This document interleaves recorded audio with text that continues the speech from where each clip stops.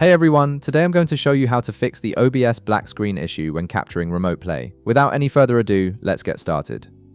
First, go ahead and open your OBS application on your computer. Now, here's something really important to keep in mind before we proceed. You need to make sure that your remote play app is already open and running on your PC. This is crucial because OBS needs to detect the application in order to capture it properly. If remote play isn't running, OBS won't be able to find it in the list of available windows.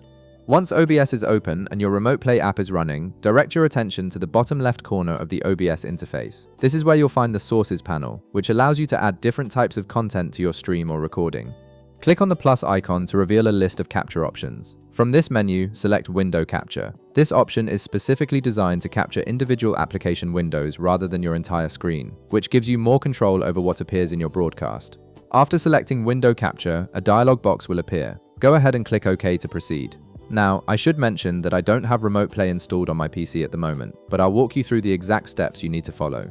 In the Properties window that appears, look for the option labeled Window. You'll see a drop-down menu right beside it. Click on that drop-down menu and scroll through the list until you find and select Remote Play. This tells OBS exactly which application window you want to capture.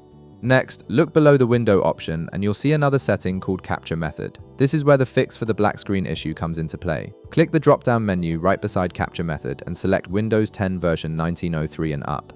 This capture method is optimized for newer Windows systems and often resolves compatibility issues that cause black screens when capturing certain applications. However, if you're still seeing a black screen after selecting that option, don't worry.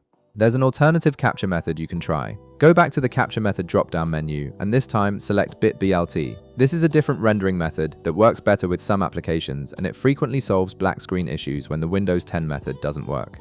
Once you've selected your capture method, click OK to apply the settings. Your remote play window should now be visible in OBS without any black screen issues. You've successfully configured OBS to properly capture your remote play gameplay.